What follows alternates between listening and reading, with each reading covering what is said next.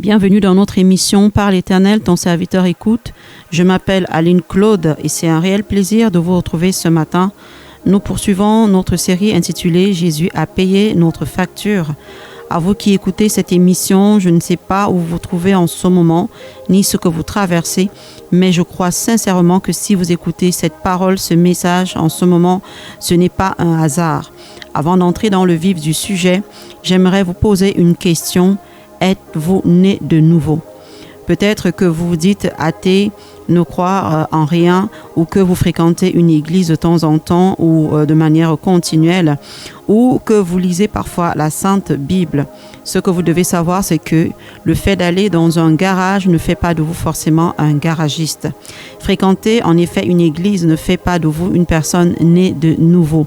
Aujourd'hui, nous allons aborder un thème central de la foi chrétienne, qui est de connaître ce que c'est que la nouvelle naissance. Qu'est-ce que cela signifie réellement, être né de nouveau? Est-ce une notion religieuse ou une réalité spirituelle? La réponse se trouve dans les paroles mêmes de Jésus-Christ. Pour mieux comprendre, revenons à cette conversation entre Jésus et Nicodème, un membre du grand Sanhédrin, une autorité religieuse respectée à Jérusalem. Ce n'était pas n'importe qui, comme cela se dit habituellement dans mon pays d'origine, le Cameroun.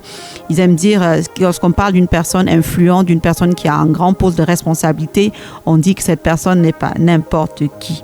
Donc, revenons à Nicodème. Nicodème, c'était un religieux respecté, un homme instruit, influent, quelqu'un que tout le monde considérait et appelait homme de Dieu, entre guillemets, serviteur de Dieu. Dès le début de leur échange avec Jésus, Jésus lui dit une parole plutôt incompréhensible pour Nicodème.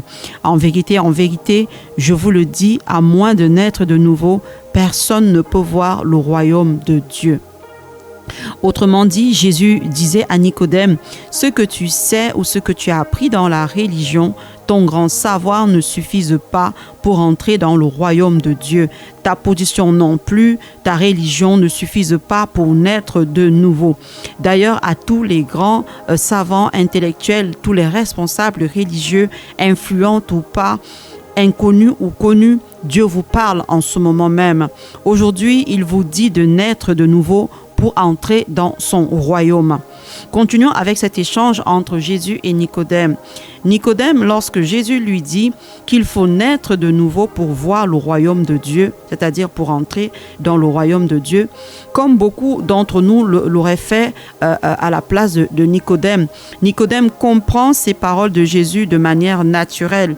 Il raisonne en lui-même et il demande à Jésus comment est-ce qu'un homme déjà âgé peut-il naître une seconde fois? C'est-à-dire une personne qui est déjà née, comment est-ce qu'elle peut naître une seconde fois? Rentrerai-je dans le sein de sa mère?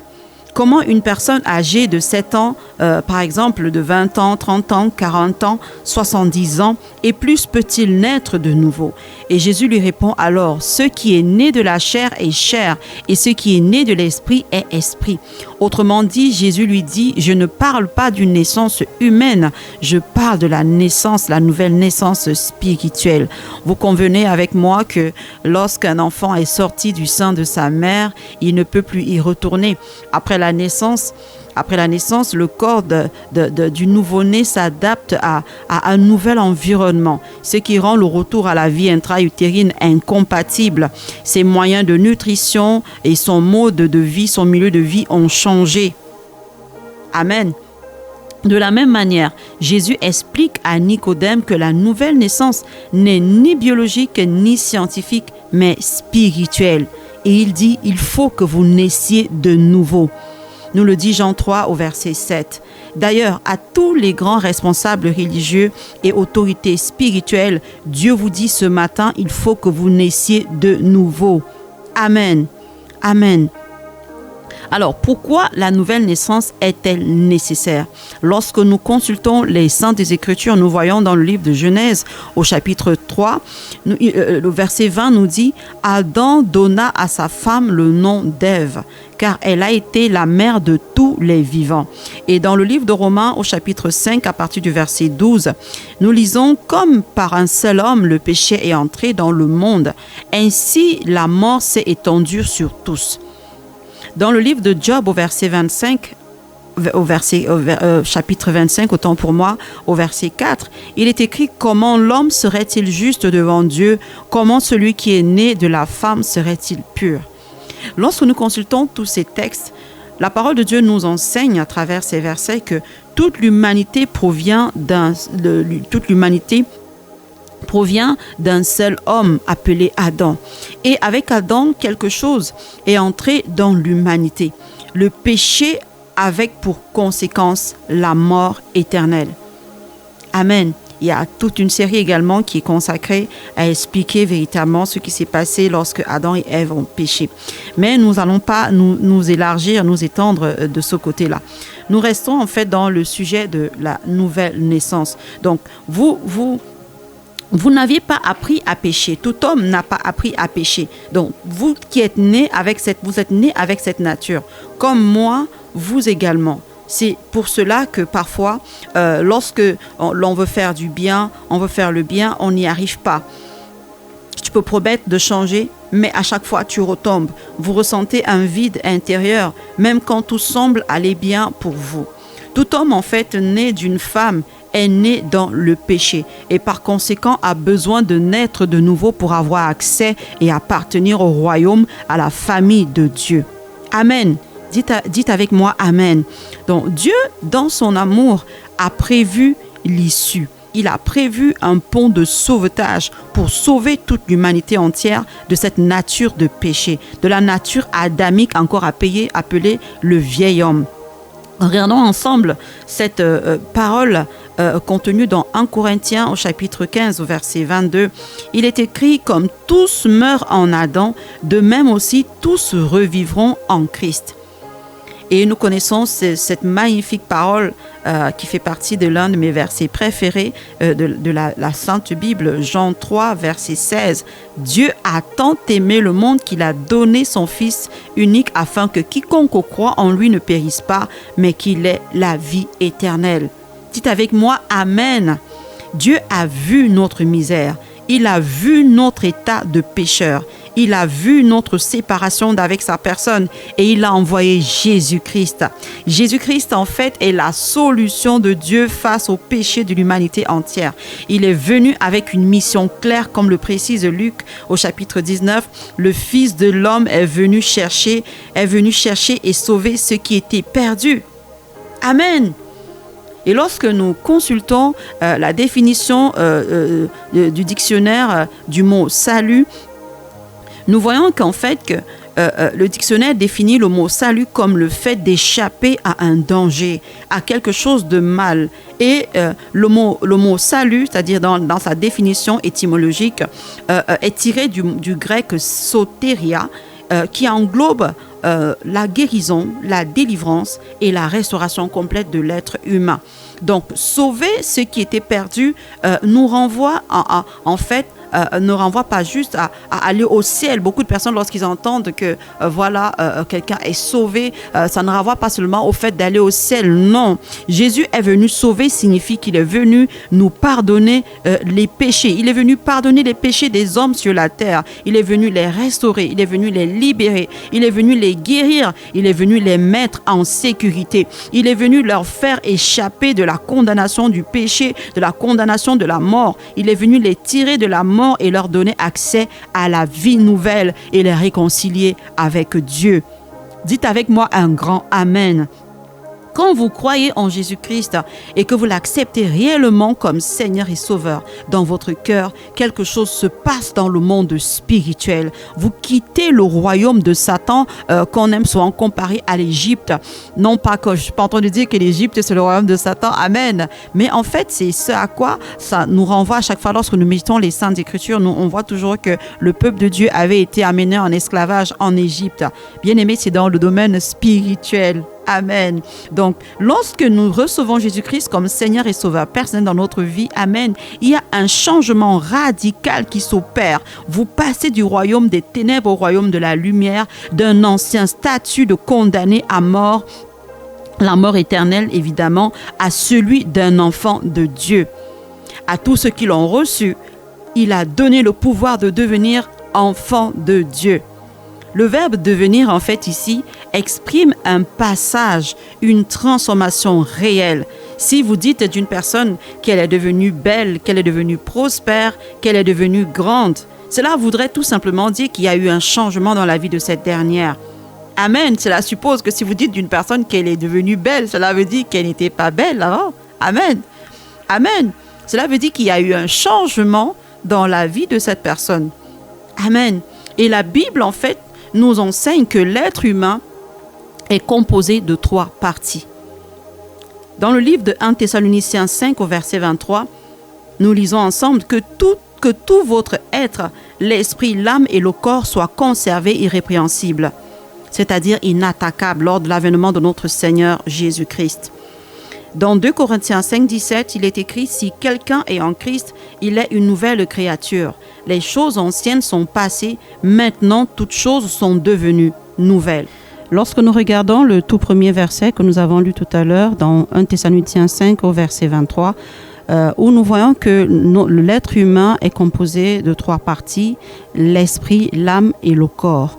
Et lorsqu'on nous parle du 2 Corinthiens 5, 17 qui dit que si quelqu'un est en Christ, il est une nouvelle créature. Donc, à la nouvelle naissance, la partie de votre être qui est sauvée, c'est votre esprit. Le vieil homme, c'est-à-dire l'esprit adamique, disparaît et laisse place à l'esprit de Dieu qu'on appelle le Saint-Esprit. La deuxième partie de notre être, c'est-à-dire l'âme, n'est pas sauvée. Elle a besoin d'être restaurée et cela passe par le renouvellement de l'intelligence. Le corps, quant à lui, demeure inchangé, mais il est racheté. Donc, dire que si quelqu'un est en Christ, c'est-à-dire accepte de passer par Jésus pour recevoir la paix et la réconciliation avec Dieu, il devient une créature, une nouvelle créature. Cela veut dire qu'en fait, cette personne, elle entre dans le royaume de Dieu. Cette personne reçoit en elle le Saint-Esprit dans la partie de son être qui est l'esprit. Donc la nature adamique, elle est ôtée et elle laisse place maintenant au Saint-Esprit. C'est un peu comme une maison qui change de propriétaire de l'extérieur. Lorsqu'on regarde la maison, rien ne semble avoir changé, rien ne semble différent. Mais à l'intérieur, l'homme nouveau, la nouvelle créature habite désormais là. Et c'est ce quelqu'un, c'est le Saint-Esprit. C'est dans l'esprit que toutes choses deviennent nouvelles. Amen. Lorsque nous disons oui à Jésus, en le recevant avec foi dans notre cœur comme Seigneur et Sauveur personnel dans notre vie, nous recevons le Saint-Esprit comme un sceau, comme un cachet de la nouvelle naissance. Amen. Lorsque vous naissez de nouveau, le Saint-Esprit vient habiter en vous et vous devenez saints par rapport au péché originel et par rapport à vos péchés personnels. C'est le Saint-Esprit qui vient vous sanctifier. C'est le Saint-Esprit qui vous rend pur. Amen. La présence de Dieu en vous vous rend saint. Alléluia. Dans le livre de Romains 8 au verset 16, il est écrit « L'Esprit lui-même rend témoignage à notre esprit que nous sommes enfants de Dieu. » Et nous connaissons cette belle parole qui dit que l'amour de Dieu est répandu dans nos cœurs par le Saint-Esprit. Amen. Lorsque nous naissons de nouveau, le Seigneur nous donne un cœur nouveau. Amen. Nous n'avions plus le mauvais, le méchant cœur que nous pouvions avoir, le cœur de pierre. Nous avons désormais un cœur de chair. Un cœur qui est capable d'aimer. Un cœur qui est capable de pardonner. Un cœur qui est capable de voir Dieu et de l'accepter, de marcher selon sa nature, de vivre en pratiquant sa justice. Amen. Lorsque nous naissons de nouveau, le Saint-Esprit vient nous marquer. Alléluia. Il est le sceau, la marque d'appartenance au royaume de Dieu. Il est cette marque que nous avons en nous et qui atteste que nous sommes véritablement, que nous appartenons au royaume de Dieu. Alléluia. Amen. Donc, vous ne devenez pas enfant de Dieu par vos efforts personnels, ni par vos bonnes œuvres, ni par l'appartenance à une religion quelconque. Alléluia. Vous le devenez en croyant par la foi en Jésus-Christ. Jésus-Christ qui est Dieu fait homme et en le recevant comme Seigneur et Sauveur personnel dans votre vie. Alléluia. Amen. Lorsque nous entrons un peu dans le contexte humain, après, par exemple, lorsqu'on parle de la création humaine, on parle généralement pour qu'une femme puisse tomber enceinte, il faut qu'elle puisse avoir un rapport sexuel. Amen. Amen.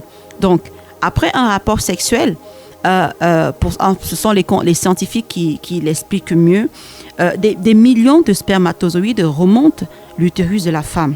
Mais seul l'un d'entre eux réussit à percer la membrane de l'ovule pour fusionner ses noyaux. Alléluia.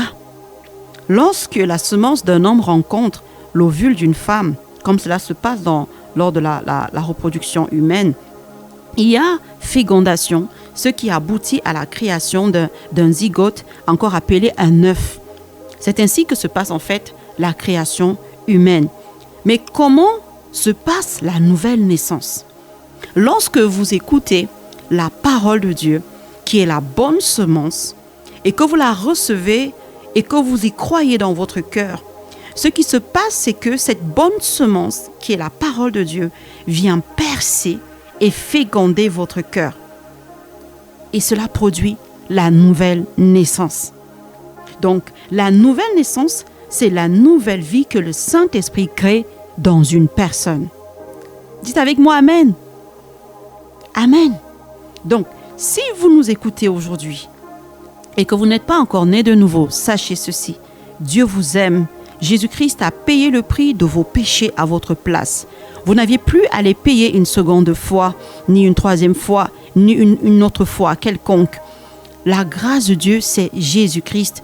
Il ne vous condamne pas, mais il vous offre le pardon de vos péchés et la vie éternelle. Recevez tout simplement ce grand salut qu'il vous offre. Peu importe que votre péché soit lourd, peu importe les charges retenues contre vous sur votre CV spirituel, sur votre CV naturel ou sur votre CV physique, peu importe le nombre et le type de vos fautes, Jésus-Christ ne vous accuse pas, il vous accepte. Amen. Ça, c'est la bonne nouvelle du royaume de Dieu. Excusez-moi en fait du terme, peu importe le degré de votre saleté, parfois on peut dire, vous n'êtes pas trop sale pour Dieu. Amen. Ce que vous devez savoir, c'est que vous n'êtes pas trop sale pour Dieu. Lorsque on avait amené la femme accusée d'adultère devant Jésus, qu'est-ce que Jésus lui avait dit? Il lui a dit, je ne te condamne pas non plus. Je ne te condamne pas non plus. Et Jésus-Christ ne vous condamne pas non plus. Tout ce qu'il dit, il a dit à la femme accusée d'adultère, il lui a dit « Va et ne pêche plus ».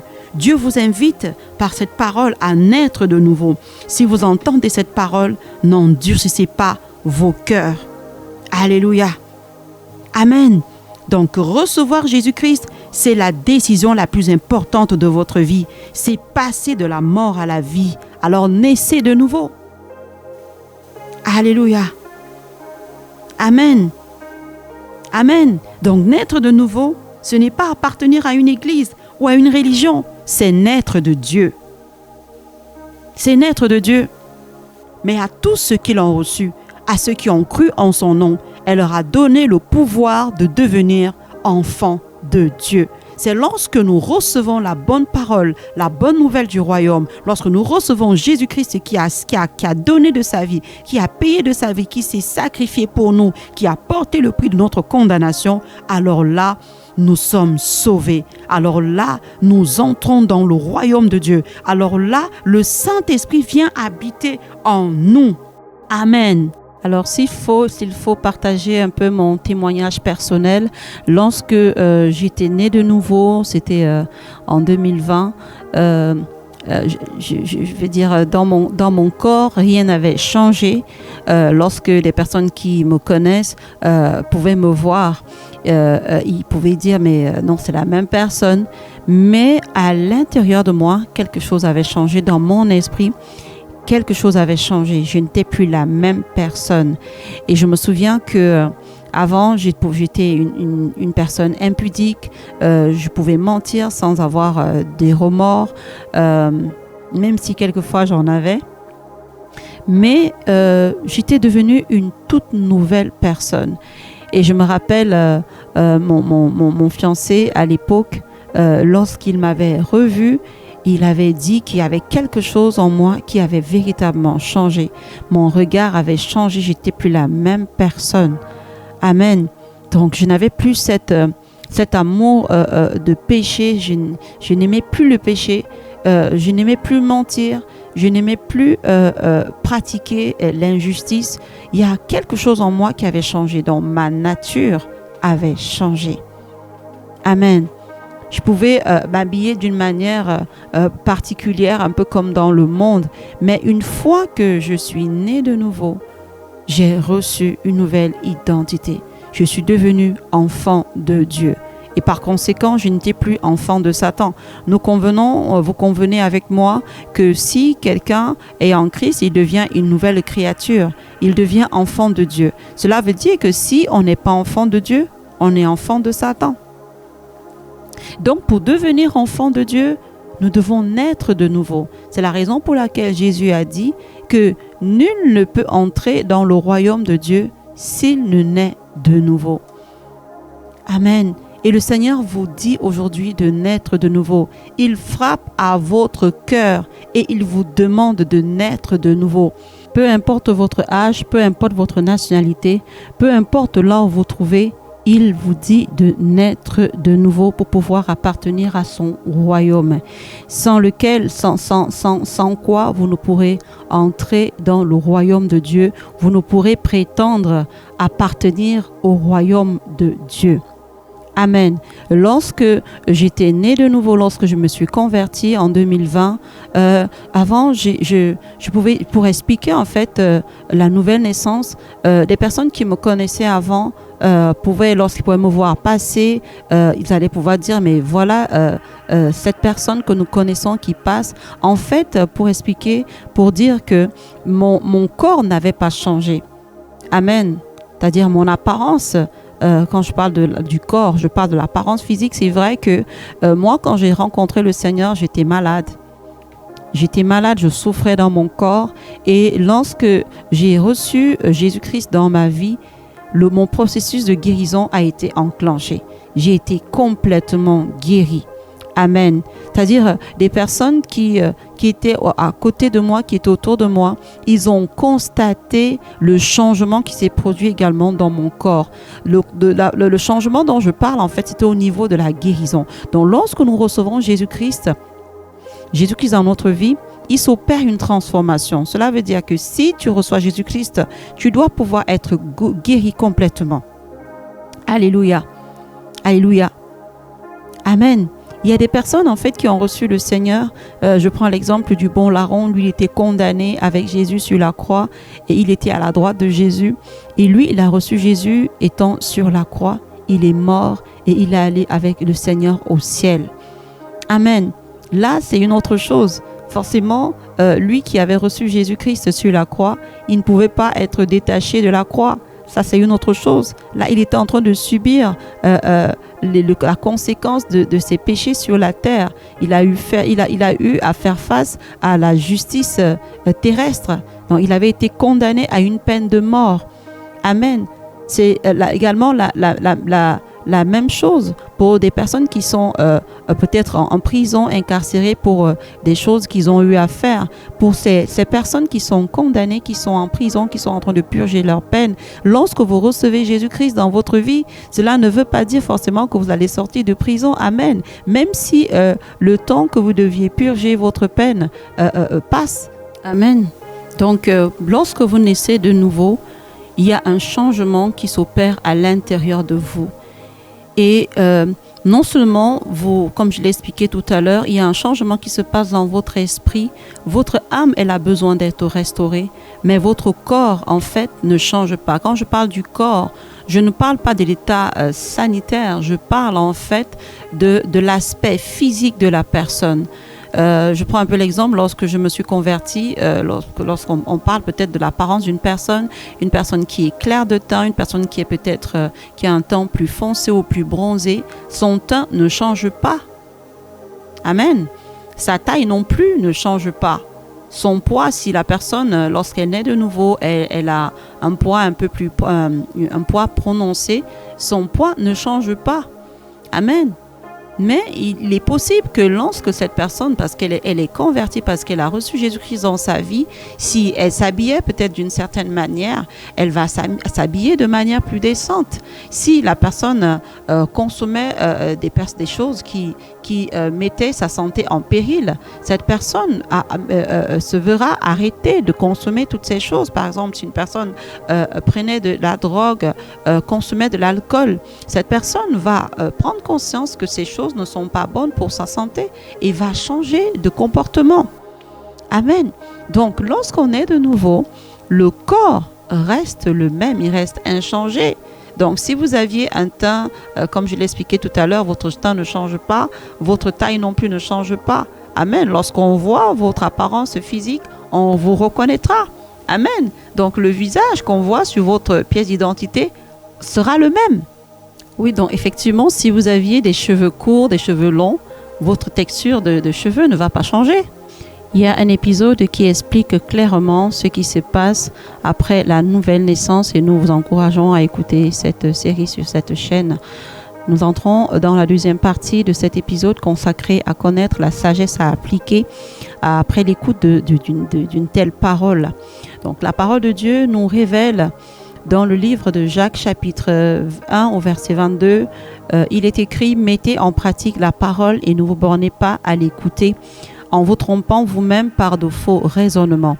Car si quelqu'un écoute la parole et ne la met pas en pratique, il est semblable à un homme qui regarde dans un miroir son visage naturel et qui, après s'être regardé, s'en va et oublie aussitôt quel il était.